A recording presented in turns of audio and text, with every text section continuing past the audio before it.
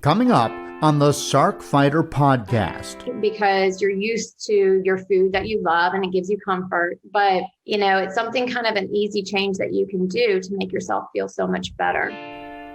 How to know if the food you eat is making your condition worse. The key to health and preventing and treating disease is to remove the things that create imbalance in your body and then add in those things that restore balance in your body.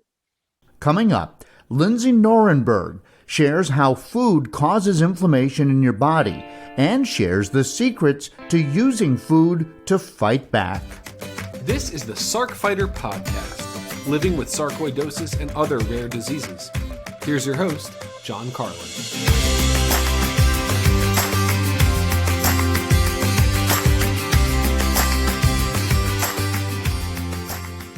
Hello and welcome. This is episode 35 of the Sarc Fighter podcast. This is brought to you in part by a grant from aTyr Pharma.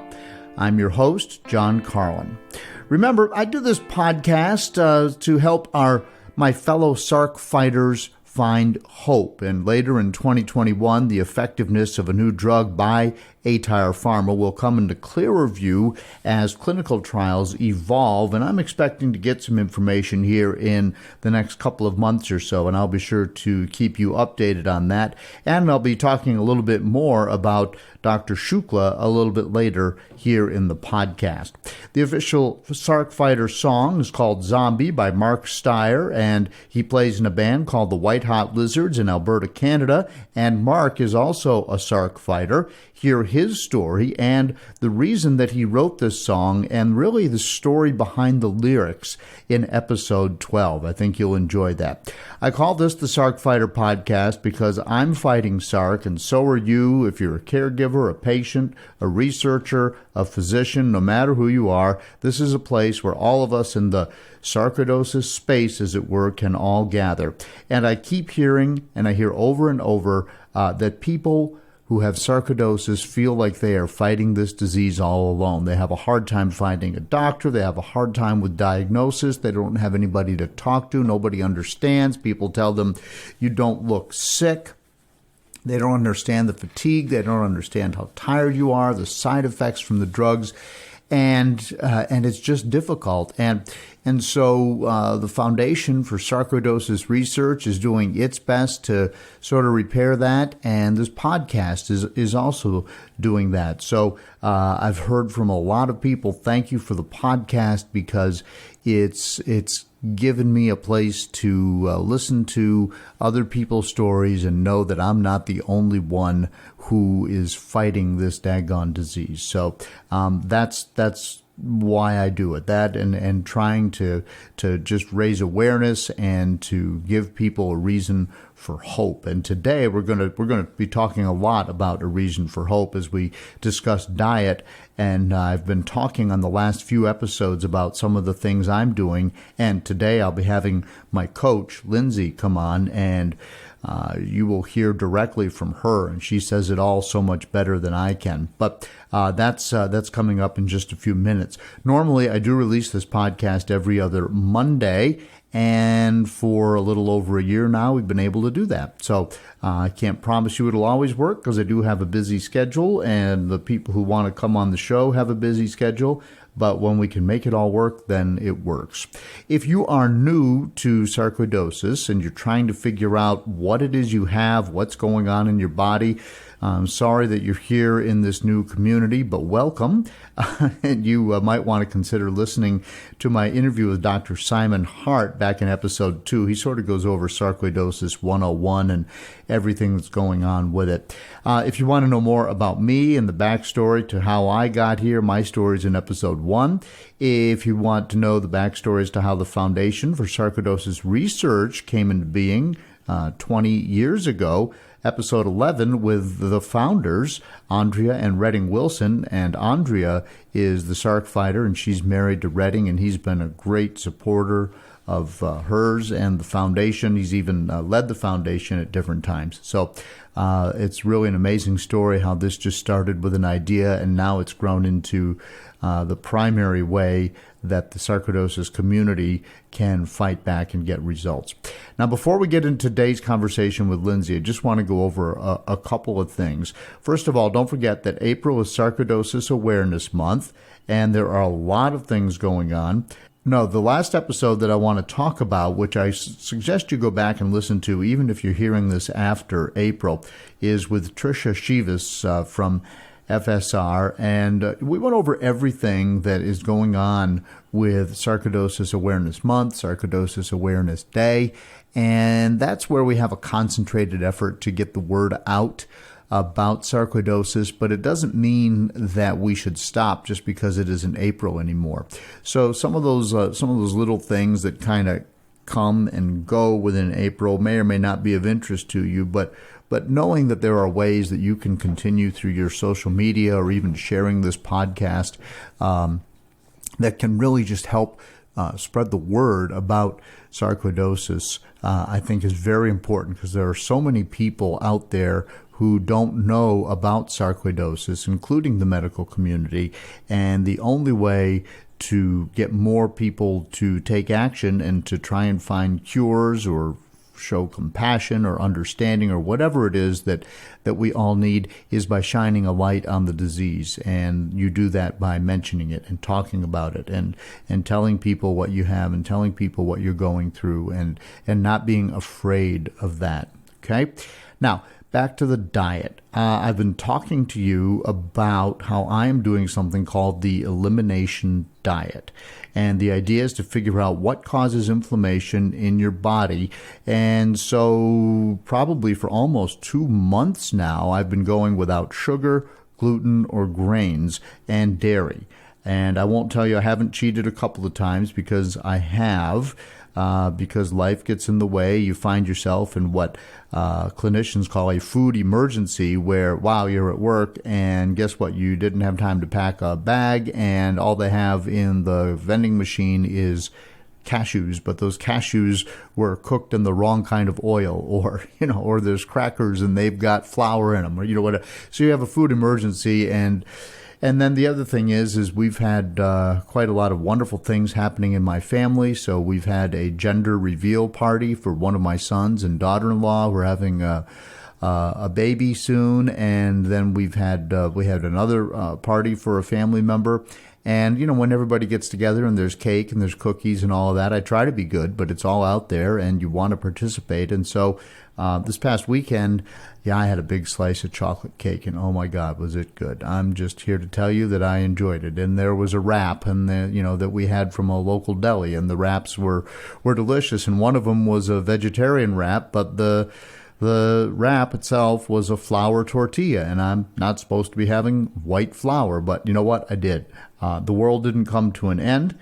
But what I'm doing is 95% of the time is I'm avoiding those foods and then slowly adding things back in. And we're going to talk about this a lot today, because my coach, Lindsey, is coming on, Lindsey Norenberg, and I'm going to ask her all about this, and she's going to talk all about it, and she can talk about it. And she doesn't go into detail where you have to have a PhD to understand it. She just really puts it out there, and it'll be so good. But this is what's going on with me. And the other thing is I am training for a major bike ride, and so I'm doing lots and lots of miles on my bike, and I have to fuel for those rides. And you can't get enough fuel just from your smoothie. It's just not going to happen. And so I've been searching for some carbs and some protein sources and some other things there. So I just want to let you know that that's another complicating factor in my life, and I'm sure you'll have them in yours. But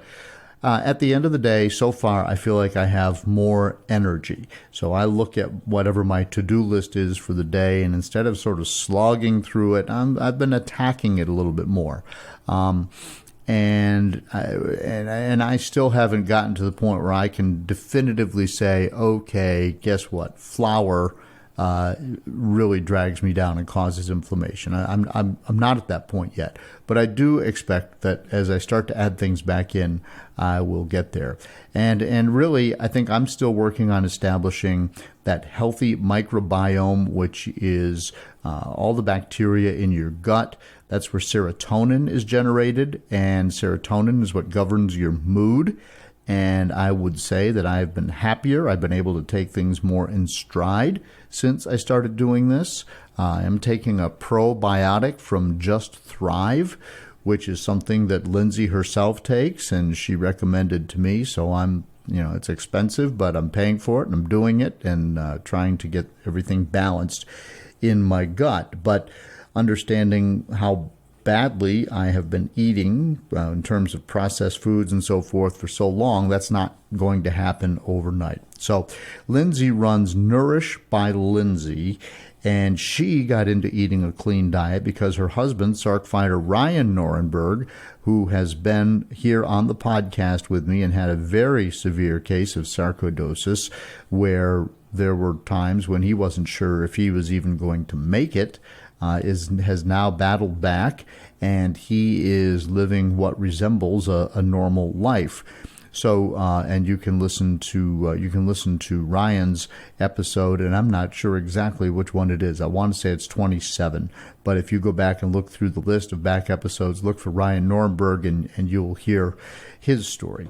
Now, Lindsey is coaching me for free. I'm her first client who is not a member of her family, but she is now open for business, and so I've asked her to come on the podcast and take a deeper dive, and she will go beyond best practices. She really gets into the whys and how of what's going on in your body and how all of that is impacted by food. And she is joining me here on the Sarc Fighter podcast, so you can hear her explain all of the stuff I've been talking about, and that's coming up next. I feel like a zombie, just feeding and stumbling.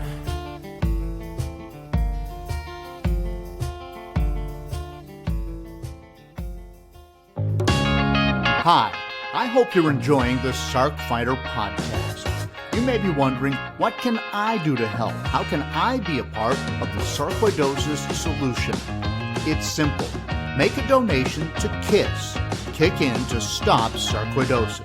100% of the money goes to the Foundation for Sarcoidosis Research. Look for a link in the show notes of the Sarc Fighter podcast.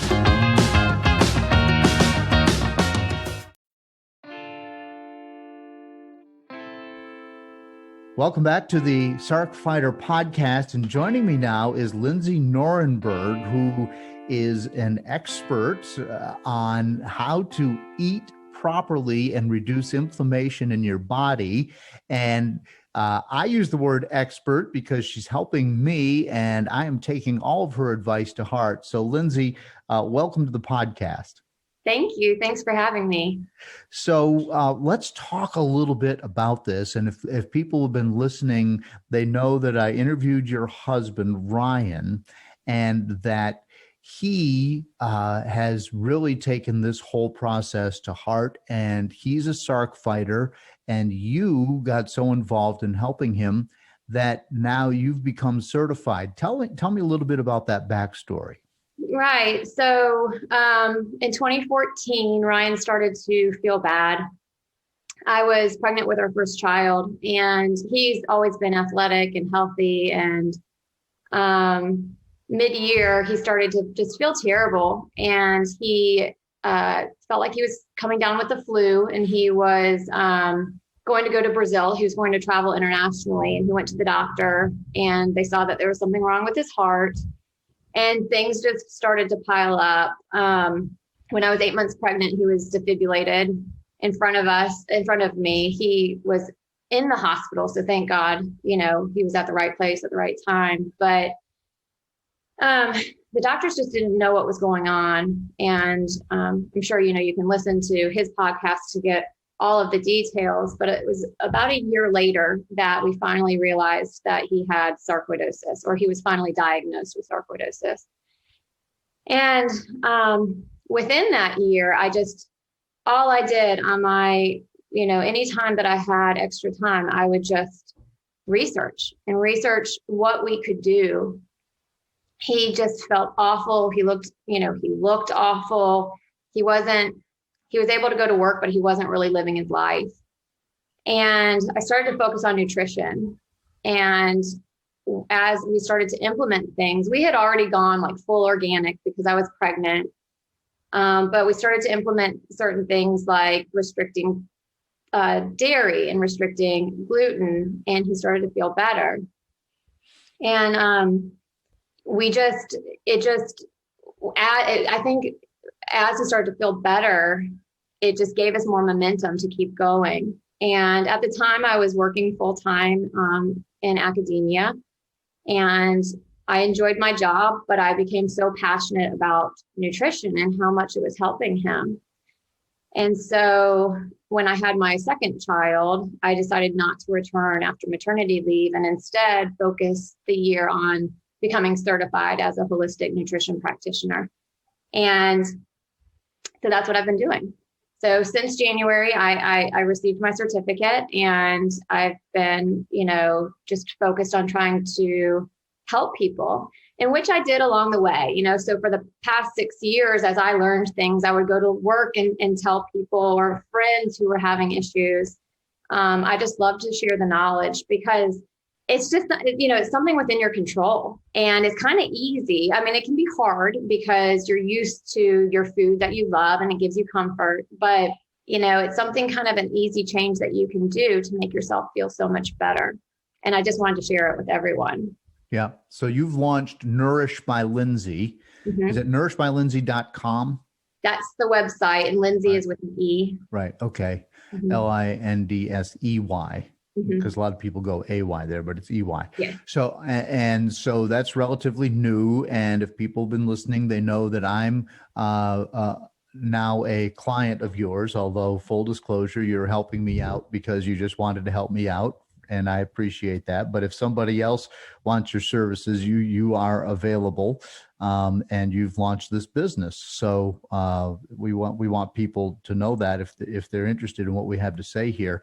So, but let's talk about inflammation in the body and food, just in very general terms, because sarcoidosis is inflammation in the body. That's what it is. And so in theory then, and doctors seem to be not aware of this or not willing to discuss it or whatever, but in theory, if you're eating foods that cause inflammation in the body, it's going to make you feel worse, right? Right. And a little bit about, doctors and their opinion on nutrition. A good doctor will confidently state his or her limitations and know that nutrition is out of their scope. It's out of their wheelhouse.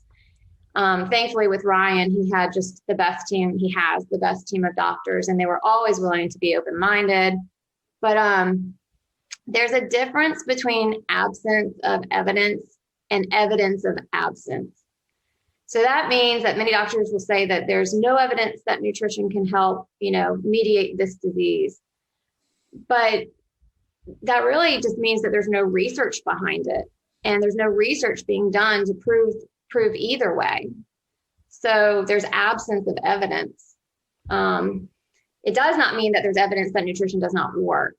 And a lot of times doctors don't have, they don't have the nutrition background. So they're not going to, speak on things that they don't know, that they have no knowledge in. Right. So that's one thing about the doctors. But yes, sarcoid is an inflammatory disease. And really the key to health and preventing and treating disease is to remove the things that create imbalance in your body, and then add in those things that restore balance in your body. And a huge contributor to disease is inflammation and the gut or microbiome function and health. So I always say, like, the first thing that you really should do is get your mindset right. But beyond mindset is focus on the inflammation, repairing inflammation, and repairing the gut. And so sarcoidosis is an autoimmune disease, and that is caused by leaky, permeable gut, chronic inflammation, viruses, toxins, adrenal stress, low thyroid function. There's a bunch of different things, but with inflammation, it causes chaos in your body. And, what causes inflammation? Well, when it comes to food, it's like things like refined carbs, sugars, highly processed vegetable oils, starchy foods, really anything that can spike your blood sugar is going to cause inflammation in your body. But then there are other things in addition to food, and that would be things like stress. So stress changes the chemistry of your body. It causes inflammation, sleep imbalances. So if you have any sleep issues, digestive dysfunction. So that's what I was saying with the gut and, toxins, things like that. All of that can cause inflammation. Right. So then you start down a path of how do you avoid those things? And you've got me started on this elimination diet. Mm-hmm. And the elimination diet, as listeners may know, for me has been no dairy, no gluten, no sugars, basically no processed foods. And people look at me like, well, what do you eat? And I've been eating a lot of vegetables, been kale smoothies in the morning, and just really trying to avoid those inflammatory things. And I'm about 6 or 7 weeks into this now, and then I've been slowly adding things back. How does that work for somebody who's just maybe contemplating it and trying to get in that right mindset? Yeah. So the elimination diet isn't something that you'll be on long-term for the rest of your life, but it's a tool that you can use to, one, help reduce inflammation, and two, to identify foods that just don't agree with you. And so that you can take them out of your diet, either long-term or short-term, heal your gut, get back to a healthy place, and then possibly later on reintroduce those foods. With the elimination diet, what it does is it removes the most common inflammatory foods and allergens, and it allows your body to reset back to factory settings, basically. The amount of time can vary depending on the client and the situation, but the least amount should be 21 days. And really, it's typically you maintain it until the person starts to see a reduction in symptoms. And then it just helps kickstart, a new improved diet. And a good byproduct, one that you've experienced, is that it helps with weight loss. It can be water weight at first, but you tend to keep those pounds off. There are 2 phases of the diet. So it's the elimination phase, like you said. So you're getting rid of all of the highly inflammatory foods and the allergens, such as gluten, dairy, eggs, peanuts, things like that. And then the other phase is the reintroduction phase. And that's what you're in right now. The goal of the reintroduction phase is to identify which foods contribute to your symptoms and reintroduce all foods that don't cause any symptoms. That allows you like the widest dietary variety that you can tolerate. So a lot of people will just eliminate all inflammatory foods and then they try to live their life that way. Well, peanuts may be an allergy, but it might not affect you. So incorporate them back into your diet. You just want to have a variety in your diet. Okay. And yep. Yeah. And so you're in the reintroduction phase right now. And I've not been good about keeping my food diary. And I'm going to redouble my efforts. But I think what I'm going to do is, like, for instance, I wind up eating at work a lot because my job is so busy. So I think I'm going to start a spreadsheet so I can access it on a computer anywhere I can. Because the other thing that happens here is your mood is affected. And that's one of the things that you've been educating me on is how your gut manipulates your mood and or not vice versa. Can you talk a little bit about that? Yeah, so your gut, 70% of your immune cells are located in your gut. So your gut is so important. And yes, it does affect your mood. It affects everything. The elimination diet, you can see things come out. One, you can have flu-like symptoms at first. So you can just feel kind of crappy for a little bit. With your body getting used to not having what it's used to having, like the sugars and the carbs. But then you should elevate. You should start to feel better. Your mood should start to. You should feel better about everything as the weeks go on. And with you, I think you said you had one day where you were very irritable, and that was the day after you had reincorporated gluten in your diet. So it does show you that things that, you're eating can affect everything, including your mood. Mm-hmm. And you should key in on that. And that's why a food diary is important, especially when you're following the elimination diet, because you think you'll remember things, but it's so difficult. It's hard to even, when you ask someone, what did you eat? All the foods that you ate yesterday, name them. They can't do it. It's just, it's difficult. And so it's good to keep a diary tracking everything. So that's the foods that you're eating and then how it made you feel. And it could be very small symptoms or it could be huge symptoms, but you want to record them all. Mm-hmm. Now, one of the things that I've learned is a lot of people will say, okay, I'm eating XYZ healthy food, but then if you cook it in the wrong oil, that can undo all the good that comes from the food. So what are the good oils and what are the bad oils, and what's bad about the bad oils?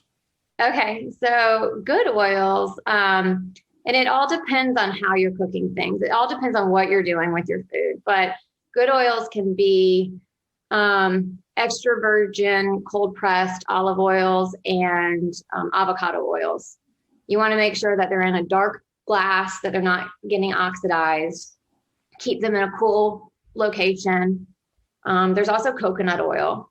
That's very good. It's good to put in baking, but you're wanting, you want to stay away from those,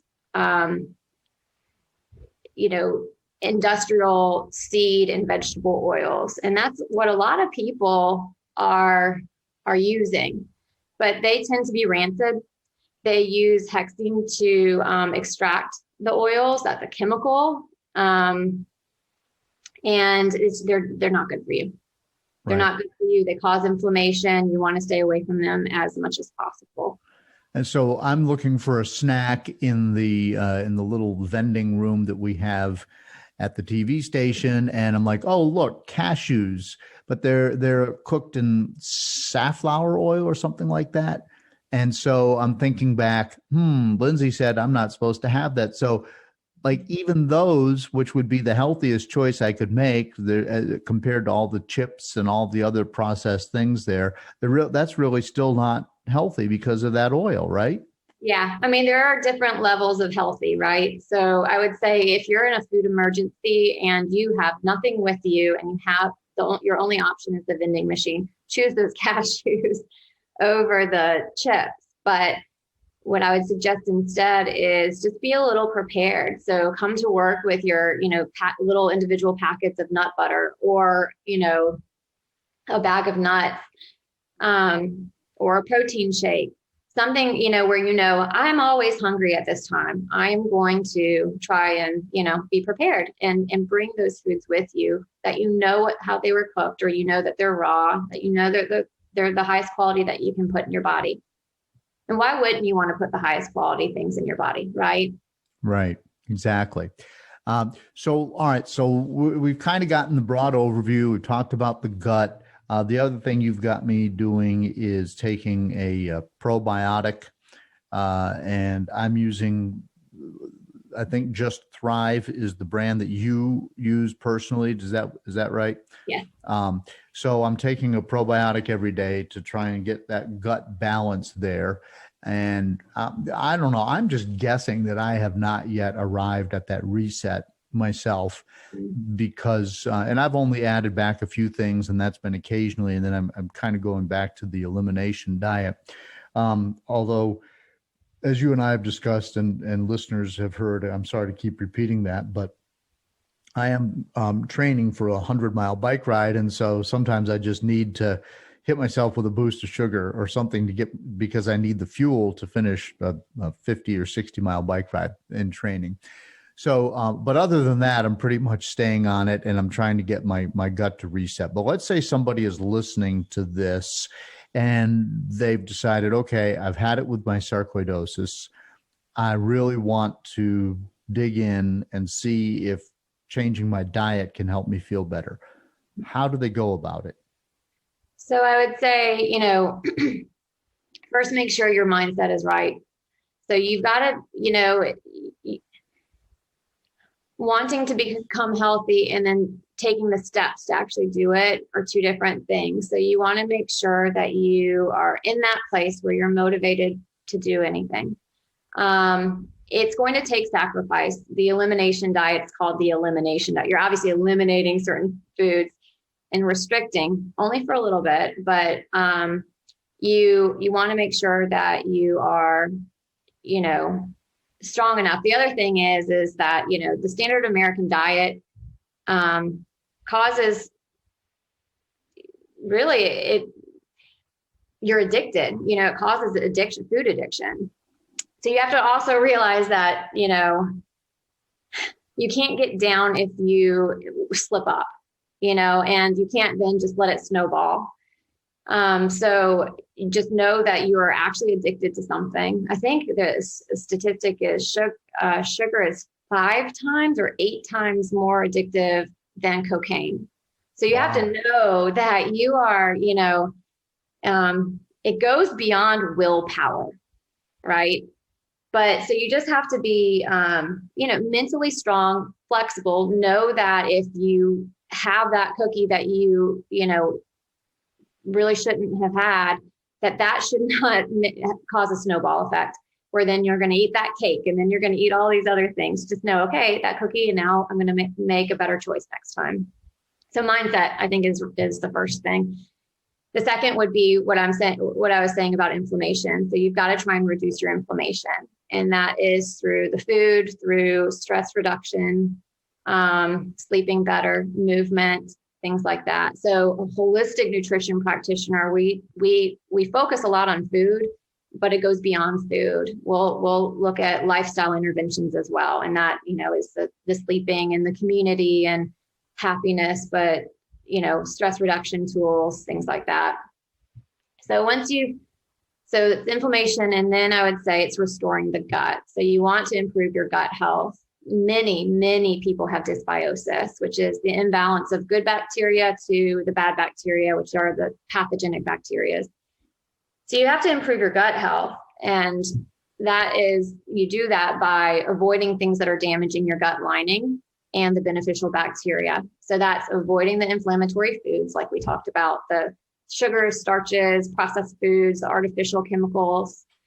You have to try to avoid antibiotics and acid blockers because they both just wipe out all of the good bacteria and tend to leave just the bad pesky bacteria. And then you're going to eat a whole foods diet rich in phytochemicals, and those are found in the colorful plants. They're the colorful, nutrient-dense compounds that are in food. Things like green tea, curcumin, pomegranate, cranberry. But really, you just want to have a diverse plate of vegetables.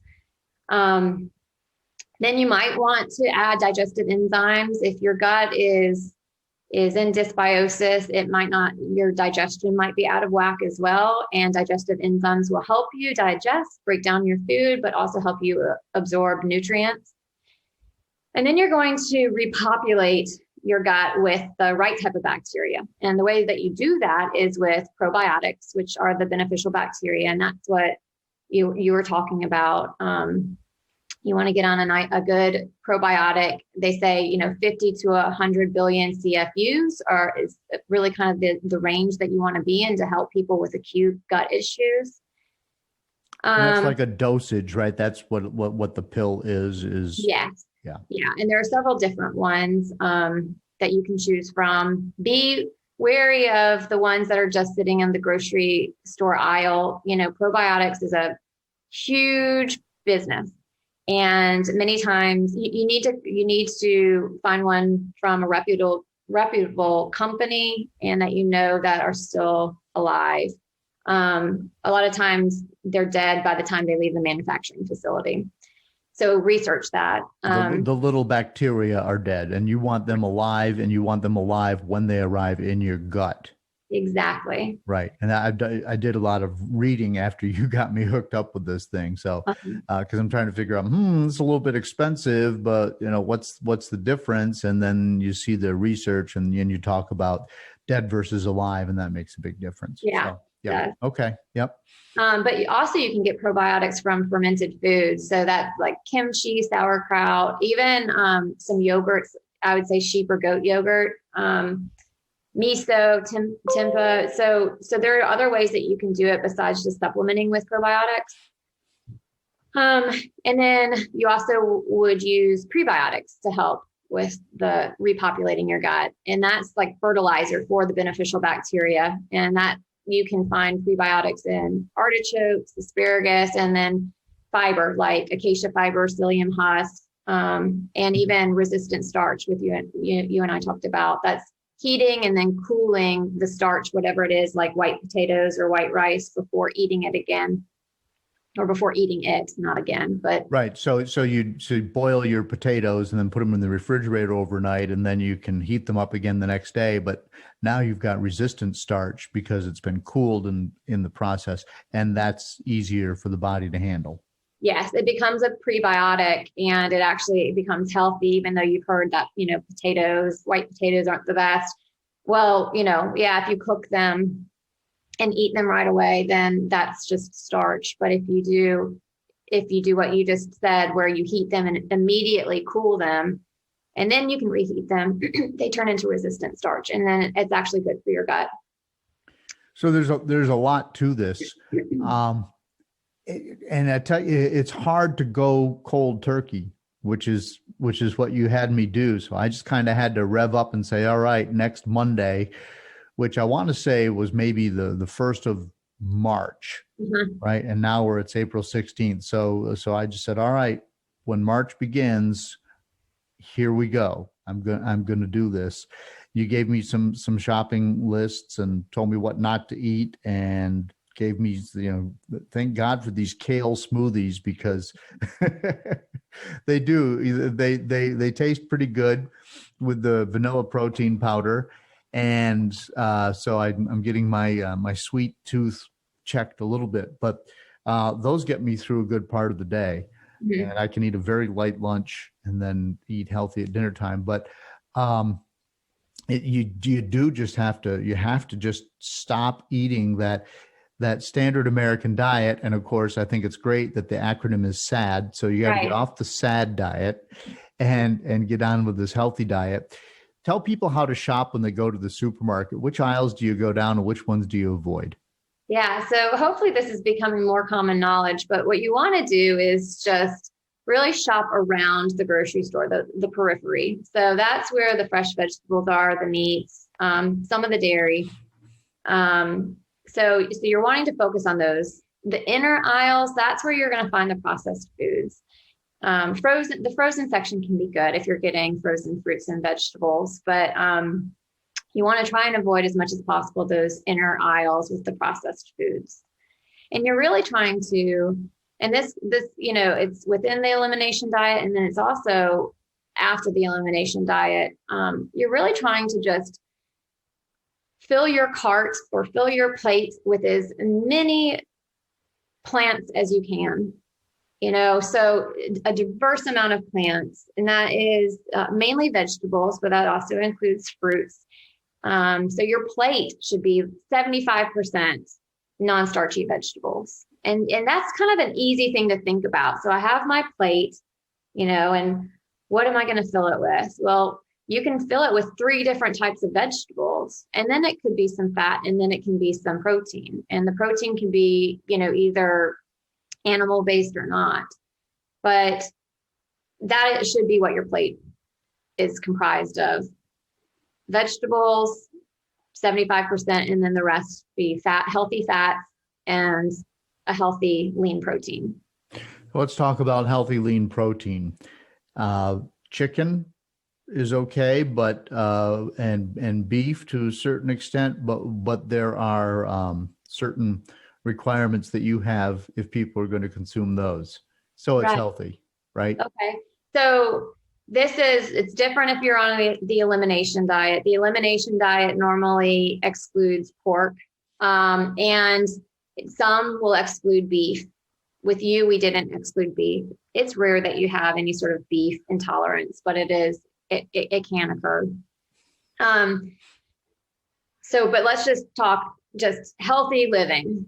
Not thinking about the elimination diet. You're going to want to try and get the highest quality, and that would be grass finished beef. That would be pasture raised chicken. That would be wild caught fish, like wild caught salmon. So those are going to have the beef and the salmon. Those are going to have your healthy omega-3 fat. And these animals, the chicken and the beef, they are being raised out in the pastures, eating the diet that they were meant to eat. And so, of course, that's going to be healthier for you to consume. And so what happens is that with non-grass-fed beef, they put a cow in a barn and they feed it the food that'll make it grow the fastest so they can get it to market the fastest and create the biggest product. But that food, that grain that they're feeding the cow is just full of hormones and all sorts of things that once the cow eats it and you eat the cow, you're consuming those hormones. So the idea with grass-fed is to get away from all that, right?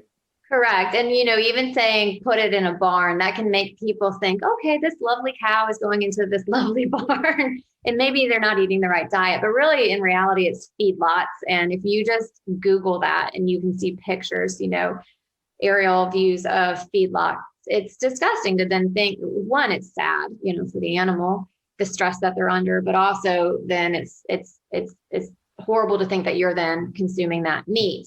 So yes, they're eating the wrong diet. They're being pumped with antibiotics. And it's nothing that you really would want to put in your body. Right. So pay the extra money for the organic and for the grass-fed. It's not just a racket to get you to spend more money. It Correct. Is legit. And you can find chickens that are actually raised in pastures as well. Mm-hmm. And eggs. Yeah, and eggs. And how would an egg be labeled? Would it be free range, or what would you look for with eggs? Pasture raised. Pasture raised. Mm-hmm. Okay. All right. And I've heard of notice a good. I'm sorry to interrupt, but that's right. A really quick, easy test with eggs is get whatever you're used to buying, and it tends to be the least expensive one, and then get the pasture raised and crack open that egg and then see the difference in the yolk and how rich and orange that yolk is from pasture raised versus how dull and yellow, real pale yellow the other one is. And then it's easier to poke the pale yellow one, whereas the other one is a little bit, stronger in structure. And that's what you're wanting to get. Got it. So let's say you want a cookie occasionally. And that cookie was probably made with a non-pasture raised egg and the chocolate chips and all the flour, which white flour is like evil in this clean world. Can you ever have a cookie? Yes. So, again, we're not talking about elimination diet anymore. What you want to do is just build a solid foundation, eat clean and healthy as much as you can. And when you do that and you've repaired your gut and you don't have any inflammation, that occasional cookie, and that's not to say that you're eating, you can eat healthier cookies, but let's just say this is a cookie from, at a work party and, it's, not one of the highest quality. You can do that.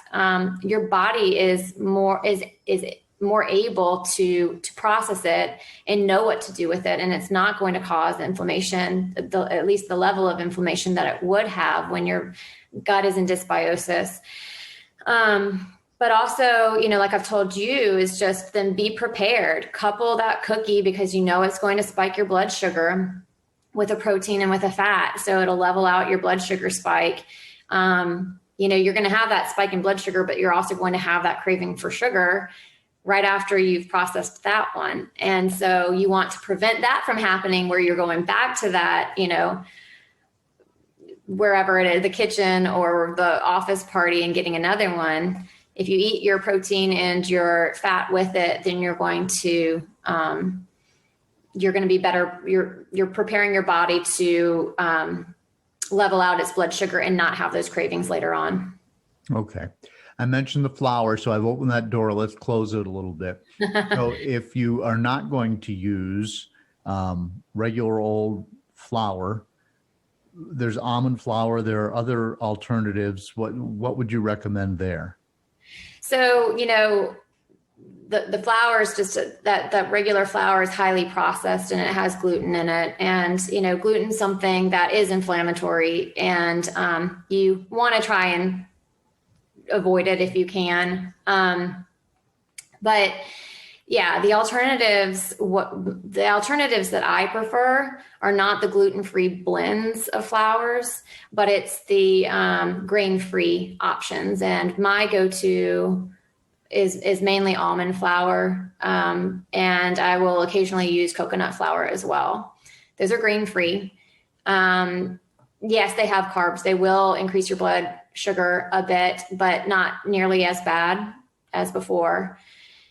And to just speak a little bit more on the gluten-free, we've talked about this a lot. The gluten-free ingredients, they try to mimic the taste and the texture of a regular flour. And that includes cornstarch, rice flour, tapioca starch, potato flour. All of those things raise your blood sugar more than a wheat would. So even if it's avoiding the gluten, which is inflammatory, it's still increasing your blood sugar, which can still be inflammatory. So it's not something that I tend to recommend often. You see that in crackers. There's a lot of brands of gluten-free crackers that still taste great, and you're like, "Oh, good, gluten-free." And I thought, yeah, I'm killing it here. I have found a secret, but you debunked the secret. Yeah. So, and it depends. So if you're celiac or gluten intolerant, to an extreme, and that's your only option, of course, eat the gluten-free option instead. But try to do the grain-free as much as possible. Grains can also block the absorption of zinc and iron. So it's just, but again, you want to get to a point where you're living a lifestyle that is not restrictive, that you have the flexibility, and so something here and there isn't going to affect you that much, as long as you're not allergic to it. Right. Well, so the other thing that I found was, when I knew I was going to do this, my wife, Mary, and I went out and we shopped, and we got a whole bunch of stuff on a list that you provided. And we went to the local co-op, and, I'm a lost ball in high weeds when you put me in the co-op. Okay. and I mean, that's where the weird people go to shop, but I'm like, no, I'm going to do this. Right. And I'm just painting with a broad brush. Yeah. But it was a new environment for me. And I didn't feel like I was right in my little home niche there, because I've been eating the SAD diet forever. So we bought all this stuff, a certain kind of salt. You had me putting hemp hearts and chia seeds, and, I'm looking at this guy and saying, chia seeds, where, what, and so he's pointing me at all these different things. But this is a long way of getting back to restocking my kitchen. Yeah. So that the things that I reach for, when I reach for the salt, there's a everyday salt, and then there's the salt that you recommend, which is pink salt. So now whenever I have salt, it's the pink salt. So I don't have to think about that anymore. That's just my salt. Yes. Right? So as you go through this process, it starts to become second nature, because that's just what you have. Isn't that the way you approach all of this? That's exactly the way you want to approach it. So, I can provide healthy swaps, so alternatives to things, but also pantry staples. And the pantry staples, yes, at first it's a higher upfront cost because you're literally, getting rid of a lot of the stuff that's in your pantry and you're having to refill it with, better alternatives. But over time it gets better. But yeah, so you're going to reach for the pink Himalayan salt or the sea salt, things that have minerals in it versus the highly processed salt. You can get your iodine elsewhere through kelp and things like that if you're worried about iodine.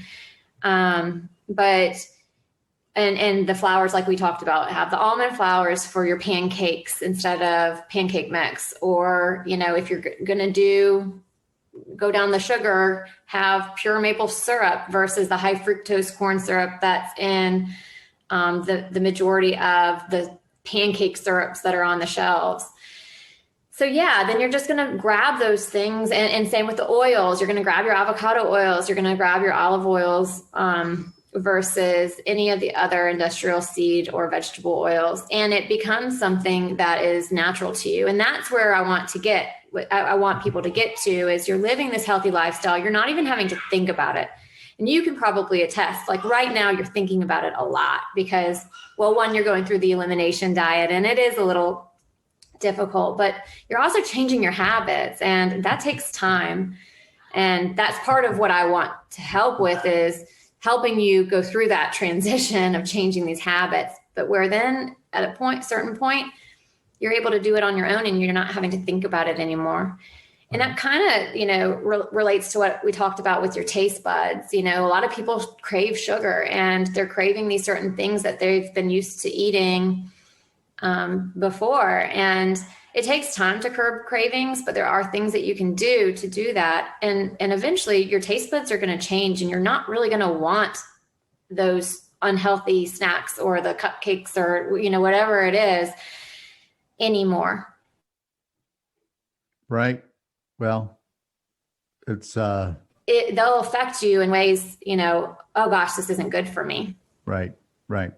And then there's just the social pressure. Everybody at the party is having a cookie or a cupcake or, it's a Super Bowl party and everybody's brought all that glorious, awful food, all the cheese dips and everything, which I just absolutely love. You can still do that on occasion though. And maybe only have one bite of it versus, a whole plate full of things, Right. You don't want to come from a place of deprivation, which is what the majority of diets are out there. I use the word diet a lot when we talk, but it's not like you're really on a set diet. I don't really like that word very much because of, the restrictiveness that normally it's associated with. It becomes a lifestyle. And if you're going to a party, eat beforehand. If you're going to, we talked about it, if you're going to eat that cupcake, well, before that, drink a protein shake. It has sweet, it's sweet. And so it might satisfy that craving so that by the time you get to that cupcake, you might eat only half of it because you've already been satisfied with the sweetness of the protein. Right. And again, most people think only eat half the cupcake because they're on a weight loss diet. So you're consuming half the calories. And we really aren't even talking about calories. We're talking about inflammation as a result of the sugar. And correct. That's why we're doing it. This is not a weight loss diet, although for me it's turned out to be, which, I really like. But that's not my goal. My goal was not weight loss. My goal was to reduce inflammation. And I think that's just kind of a happy, byproduct of this lifestyle is you're going to get back to the weight that your body's meant to be. My husband, Ryan, complained over it because he got really skinny and he would go to he went to the functional medicine doctor at the Cleveland Clinic and would say, but I'm just too skinny. At the time he was on prednisone and it was really affecting his large muscles. So that was part of it. But the doctor said, you're at the weight that you're supposed to be at. So you can't worry about it. So it's just a happy byproduct, but it's not the goal. I can help people with that goal, but you really just want to get to the point where you're eating clean and enjoying life, not having to think about it that much. And it's just, your weight is going to stay off because you're not eating those bad foods anymore. Right. And you did say, it's hard to get used to. And something that I wanted to point out with people that have, these disease, they have gut dysbiosis and things like that. You can't really expect significant results if you don't make significant changes. At least initially, you need to be strict with what you're doing to become disease-free or at least symptom-free. And then you reevaluate once you're healthier what you want to reincorporate in moderation. But it does take sacrifice, and it does take saying no to things, if you're at the Super Bowl party. And you would hope that you'd be so in tune with your body that you know the result, what would happen if you were going to eat whatever it was, that you'd rather say no than deal with the consequences of what it's going to do to your body later. Yeah. No, you're right. So we had our bike ride last weekend, and then we went to the brew pub, and one of the riders very nicely had packed lunches for everybody. So she had bread and cold cuts and cookies from the grocery store, and I bypassed all of it, which made me feel a little snobby. But I was just, I'm not going to do that. And there happened to be an organic food truck there, so I went and had a bean taco or something, which is just so not John, but I did it. But I did have a beer, of course, which is I shouldn't have. But I'm not going to go out and not celebrate this bike ride. So I was being a little hypocritical, like, oh, I'm not going to eat that, but yes, I'm going to drink the beer. But at least I didn't have all of it. I just had some of it. Right. And that's what you can, you don't have to make excuses, but, just simply saying no, thank you. That's polite enough. And it shouldn't offend anyone. So you shouldn't go about it thinking, well, I'm going to have to eat this because I'll offend somebody otherwise. No, just they know you're going through things, and not everyone has the same diet. And a lot of people are used to people being on diets that are restrictive. So they shouldn't bat an eye at it. I think a lot of that is just how you feel that they're going to interpret things. Exactly. I don't think anybody batted an eyelash. Yeah. Right. I just didn't want to suggest that I was rejecting their kind efforts. Right. And you say that, thank you so much. That was wonderful and thoughtful, but no, thank you. Right. And over time, you will become more confident in it, where it's not something that you even think about. It's just, no, thank you. And you move on, and it doesn't offend anyone. Right. Well, so this worked for your husband, Ryan. He's doing better, and you should go back. It's episode 27. If people want to listen to his story, they can go back and listen to the back episodes. And I can see that a lot of people do once they find the podcast, and then they go back and they start listening. But Ryan in episode 27 talked about how he was down and out and, really suffering. And so now he's adopted this lifestyle, and he can hike as far as he wants and play tennis and do all the things that he used to do. Correct. I don't know if he's running as far, but I think more of that is just him. I mean, it's also, having 2 young kids and not having the time. I think he's able to, but yeah, at first he was just surviving. And at that time, that's all we asked for. Just let him survive, please, because we didn't know if he was going to.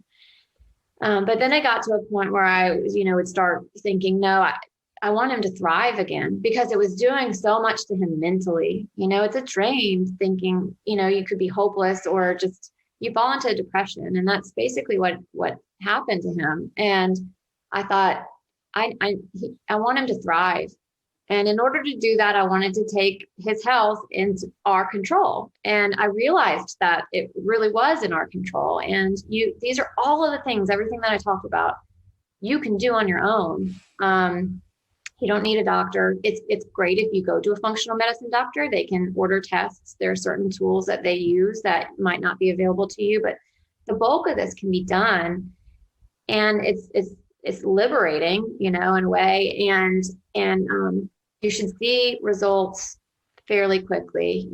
Brain fog is a big one where people notice it at first, where that, and of course the weight loss, if you're on the elimination diet.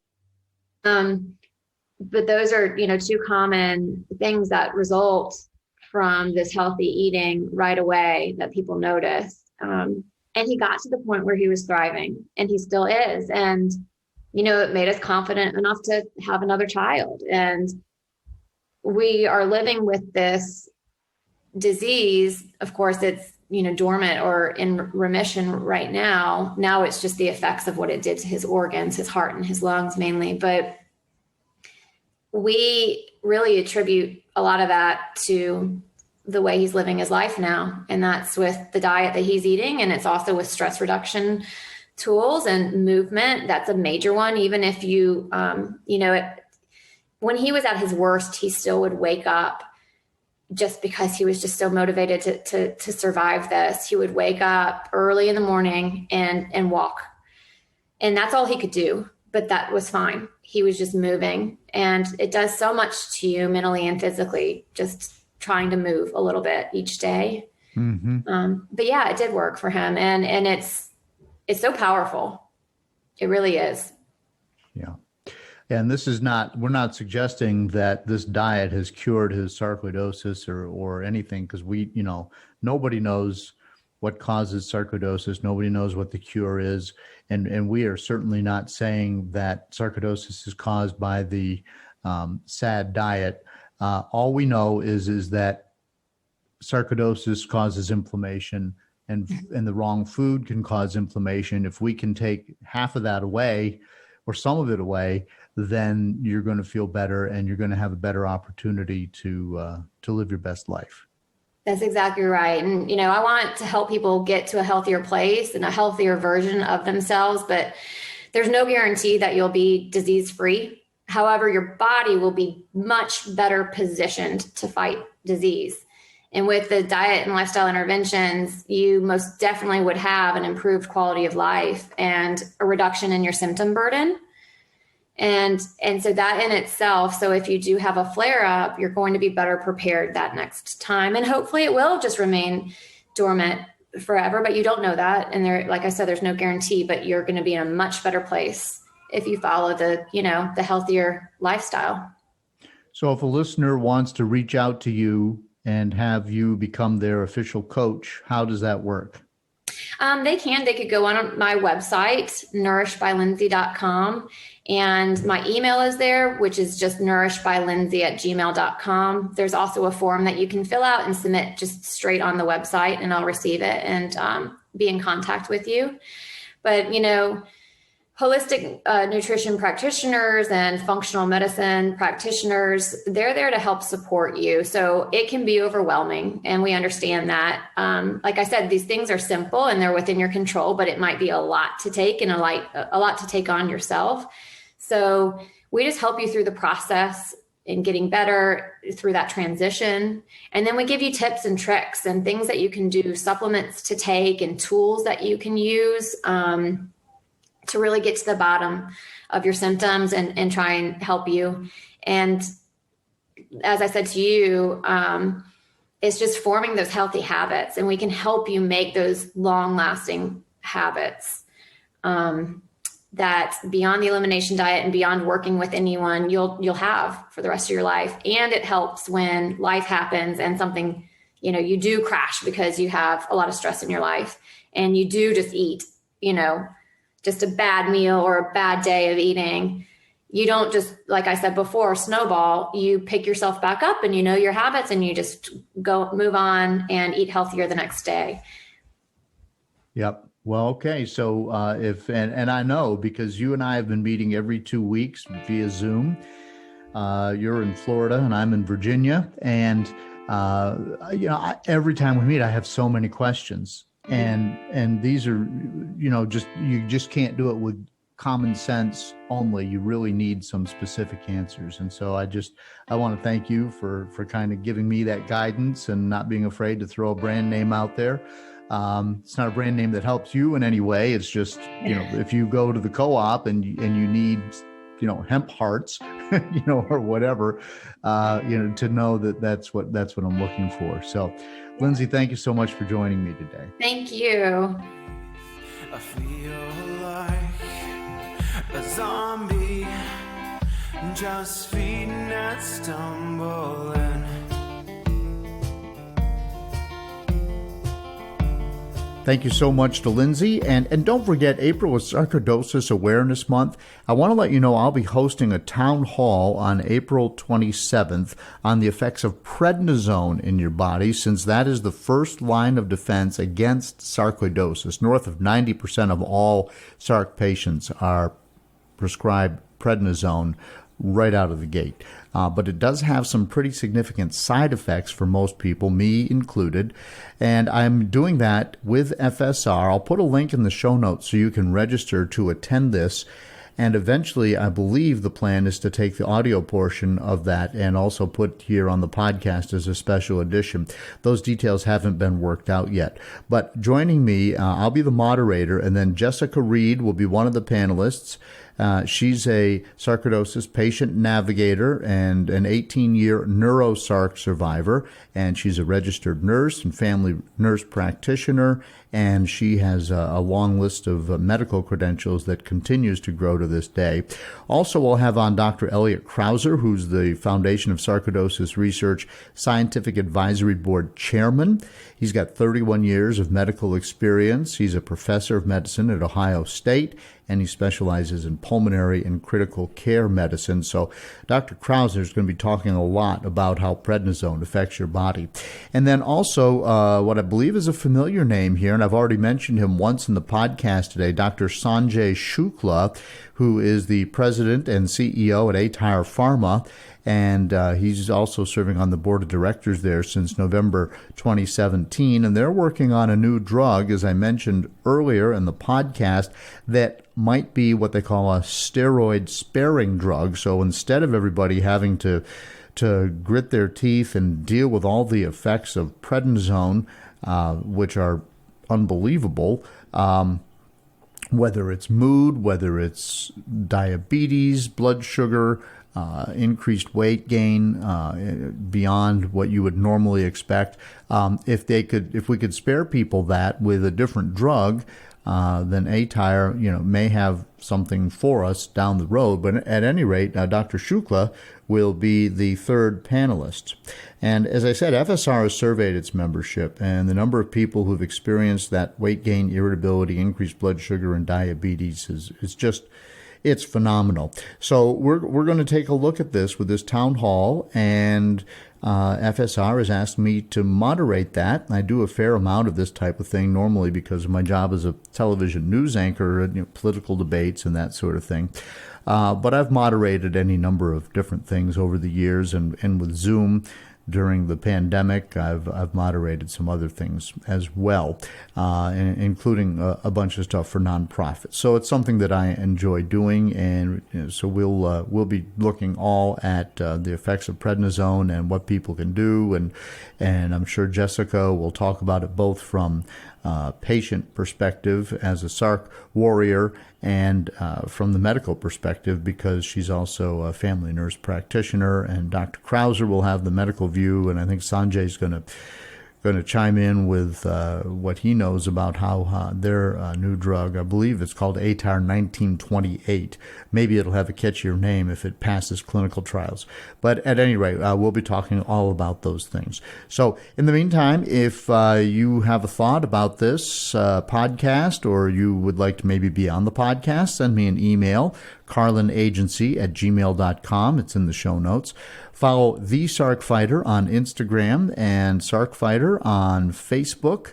And I appreciate your interest in the Sarc Fighter podcast. It helps me reach more people and grow the show if you would share it on your social media. So let's put all the hard work that all these people have put into this by coming on the show for the past year plus now. They've been willing to put themselves out there and share their stories, and let's honor them by sharing this and getting it out there so that their effort can have more impact. So, and if you like this show, just tell one person, okay? And I really do appreciate that. Thanks again to Lindsey for all of her help, helping me personally and now sharing it professionally, and all the information. If you want to follow up with Lindsey in any way, will be in the show notes. It's Nourished by Lindsey, and she is helping me reintroduce all these various foods into my diet, and I'm kind of interested in seeing where this all goes as it plays out over time. Thanks again for listening. Until next time, keep fighting. I feel like a zombie, just feeding and stumbling.